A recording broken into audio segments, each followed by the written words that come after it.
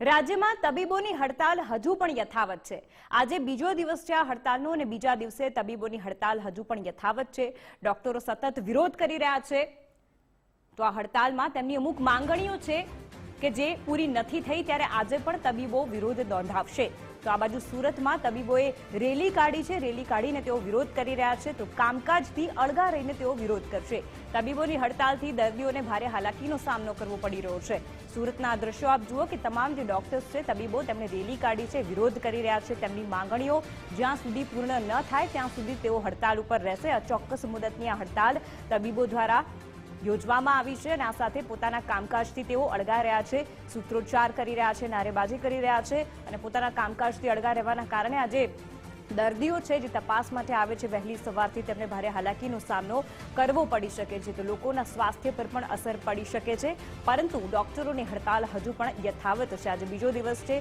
વિવિધ જગ્યાએ તબીબો ભેગા થઈને સૂત્રોચ્ચાર કરી રહ્યા છે। સુરતમાં આ તમામ દ્રશ્યો અમે તમને દર્શાવી રહ્યા છીએ। સુરતના તબીબો એકઠા થયા છે અને તમામ તબીબો સૂત્રોચ્ચાર કરી રહ્યા છે, કામકાજથી અળગા રહી રહ્યા છે, નારેબાજી કરી રહ્યા છે। તેમની અમુક માંગણીઓ છે તે સ્વીકારવા માટે તેઓ દબાણ કરી રહ્યા છે અને તેમણે ચીમકી પણ ઉચ્ચારી છે કે જ્યાં સુધી તેમની માંગણીઓને પૂર્ણ નહીં કરવામાં આવે ત્યાં સુધી તેમની હડતાલ યથાવત રહેશે।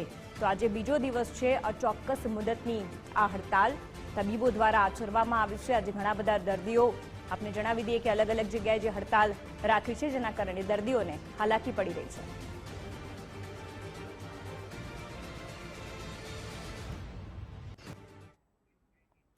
તો આ પહેલા અમે તમને સુરતના દ્રશ્યો બતાવ્યા કે કેવી રીતે સુરતમાં ડોક્ટરો ભેગા થયા છે અને વિરોધ દર્શાવી રહ્યા છે। બીજી તરફ રાજકોટની જો આપણે વાત કરીએ તો રાજકોટમાં પણ આ જ પ્રકારની પરિસ્થિતિ અહીંયા ઊભી થઈ છે। તો રાજકોટ સિવિલ હોસ્પિટલમાં પણ તબીબો હડતાલ ઉપર ઉતર્યા છે। તમામ તબીબો એકઠા થઈ રહ્યા છે। હડતાલથી દર્દીઓને ખૂબ જ મુશ્કેલીનો સામનો કરવો પડી રહ્યો છે। આજે ઓપીડી અને અન્ય જે ડિપાર્ટમેન્ટ છે, ઓર્થોપેડિક વોર્ડમાં પણ અહીંયા લાઈનો લાગી છે। ઓપરેશન અને સર્જરી માટે આવેલા દર્દીઓને ભારે મુશ્કેલી થઈ રહી છે। આજે ઓપીડી એટલે કે આઉટ પેશન્ટ ડિપાર્ટમેન્ટમાં જે દર્દીઓ તપાસમાં આવે, આ સાથે ઓર્થોપેડિકમાં સર્જરી કરવામાં આવે, તમામ જે દર્દીઓ છે તે પરેશાન છે। તો આ વિષય પર વધુ જાણકારી આપવા માટે રાજકોટથી ગૌતમ ભેડા અને સુરતથી ધ્રુવ સોમપુરા અમારા જે સંવાદદાતા છે જોડાઈ ગયા છે। સૌથી પહેલા રાજકોટથી આપની પાસે આપવા માંગીશ ગૌતમ, જે પ્રકારે અત્યારે તમામ ડોક્ટરો હડતાલ ઉપર ઉતર્યા છે, બહુ જ ગંભીર બાબત છે, કારણ કે તમામ જે દર્દીઓ છે તેઓ મુશ્કેલીનો સામનો કરી રહ્યા છે। શું કહે છે ત્યાંના ડોક્ટરો, શું માંગણી છે, ક્યાં સુધી આ પ્રકારની હડતાલ ચાલુ રાખશે?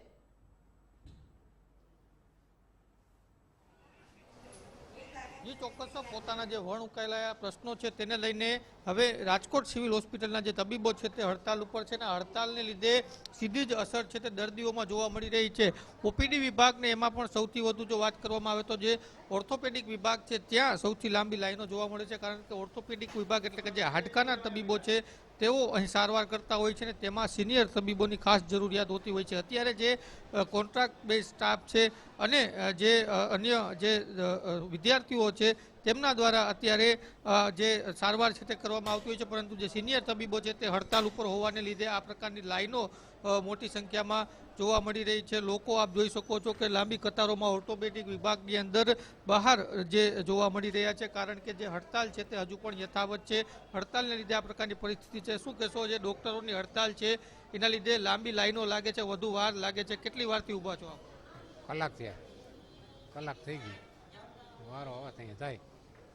ચોક્કસ 1 કલાકથી વધુ સમયથી લોકો આ પ્રકારે હાલાકીનો સામનો કરી રહ્યા છે કે લાઈનમાં ઊભવું પડે છે અથવા તો તેમને જે સમયસર ઓપરેશન અથવા તો સર્જરીની જરૂર હોય તે નથી થઈ શકતી। જી બિલકુલ ગૌતમ, તો જે પ્રકારે અમારા સંવાદદાતાએ દ્રશ્યો બતાવ્યા છે, રાજકોટના દ્રશ્યો છે કે જેમાં 1 કલાકથી લોકો લાઈનમાં ઉભા રહે છે, ત્યારે ધ્રુવ આપની પાસે આપવા માંગીશ, આપ સુરતમાં કઈ હોસ્પિટલમાં ઉપસ્થિત છો અને જે પ્રકારે અત્યારે ડોક્ટરો હડતાલ પર છે ત્યાંના દર્દીઓ કેટલા સમયથી હેરાન પરેશાન થઈ રહ્યા છે?